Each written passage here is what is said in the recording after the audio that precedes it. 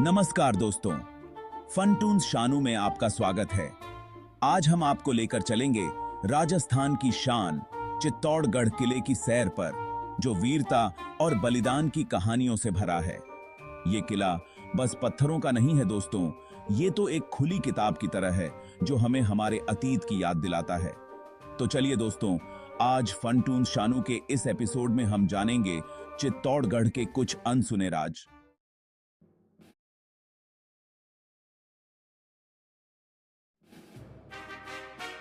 चित्तौड़गढ़ का किला, ये नाम सुनते ही हमें एक बहुत बड़े और मजबूत किले की तस्वीर दिखाई देती है।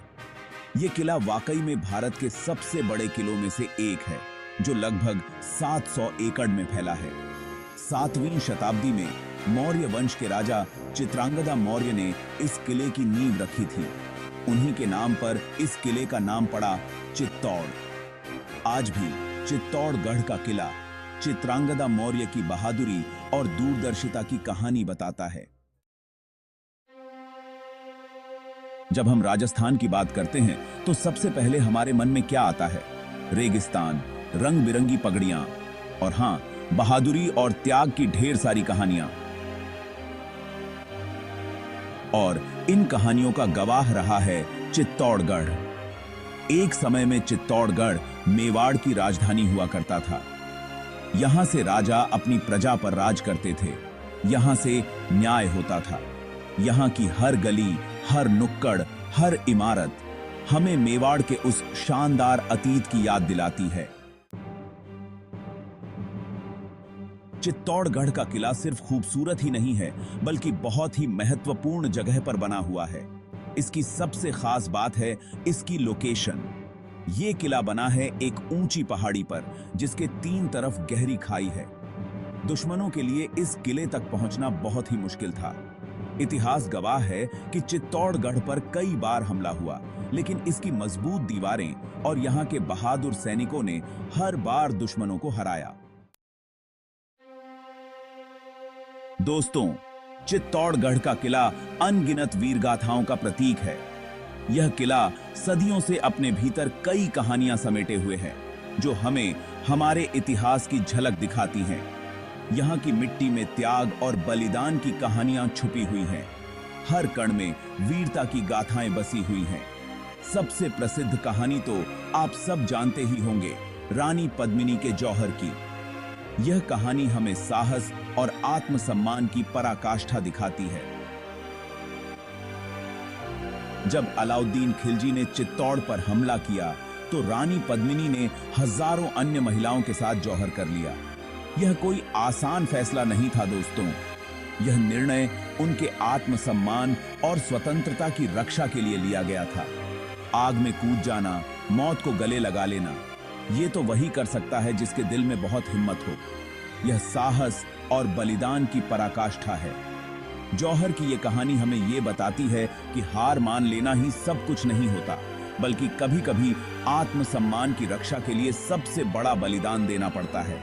कभी-कभी मौत ही सबसे बड़ी जीत होती है। यह कहानी हमें सिखाती है कि आत्मसम्मान और स्वतंत्रता के लिए किसी भी हद तक जाना चाहिए। चित्तौड़गढ़ का किला आज भी उन वीरांगनाओं की याद दिलाता है, जिन्होंने अपने आत्मसम्मान की रक्षा के लिए अपने प्राणों की आहुति दी। यह किला हमें हमेशा प्रेरित करता रहेगा। चित्तौड़गढ़ का किला भारतीय वास्तुकला का एक अद्भुत नमूना है। इस किले की हर दीवार, हर मीनार, हर इमारत उस जमाने के कारीगरों की कलाकारी दिखाती है। किले के अंदर घुसते ही आपको एक अलग ही दुनिया दिखेगी। यहां आपको दिखेंगे राजा महाराजाओं के महल, बहुत सुंदर मंदिर, ऊंचे-ऊंचे खंभे। यहां की दीवारों पर बनी नक्काशी, मूर्तियां और चित्र आपको हैरान कर देंगे।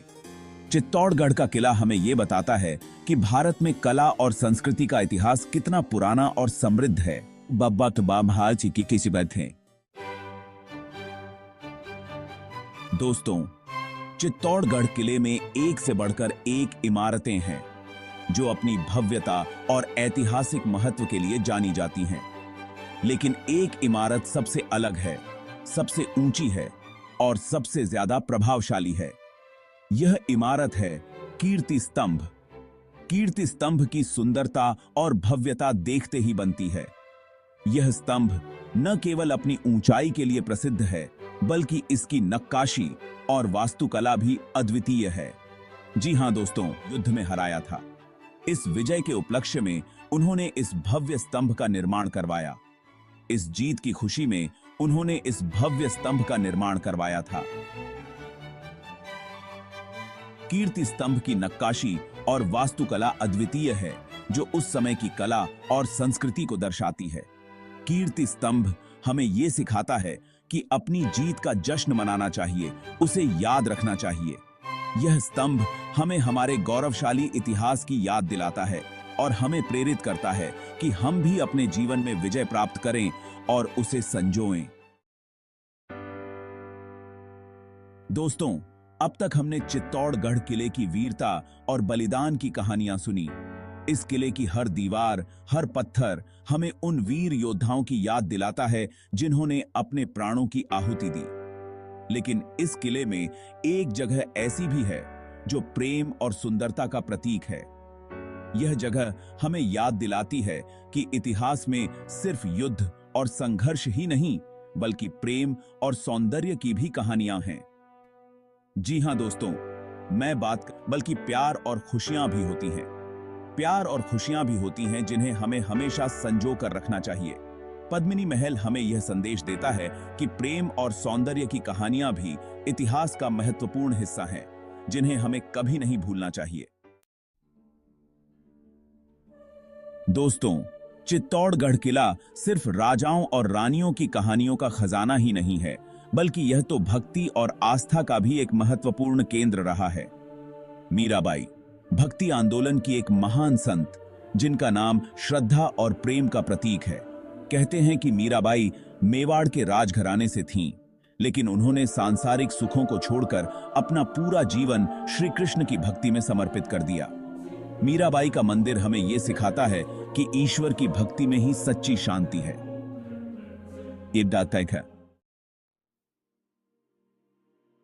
चित्तौड़गढ़ का किला न सिर्फ अपनी इमारतों और इतिहास के लिए मशहूर है, बल्कि यहाँ पानी का इंतजाम भी कमाल का था।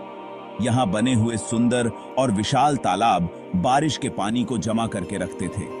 ये तालाब सिर्फ पानी का स्रोत ही नहीं थे, बल्कि किले की खूबसूरती को और भी बढ़ाते थे। चित्तौड़गढ़ किले का जल प्रबंधन हमें ये सिखाता है कि बहुत पहले भी लोग पानी का महत्व समझते थे और उसे बचाने के लिए नए नए तरीके अपनाते थे।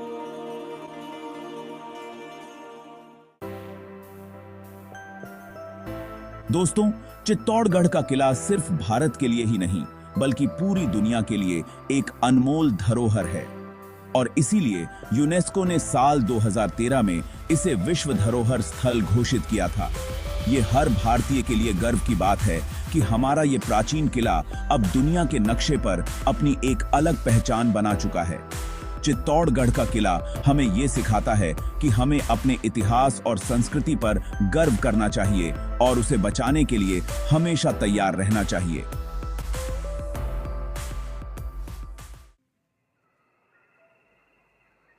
तो दोस्तों, ये थी चित्तौड़गढ़ किले की कुछ झलकियां, कुछ अनसुनी बातें जो शायद आपने पहले कभी नहीं सुनी होंगी।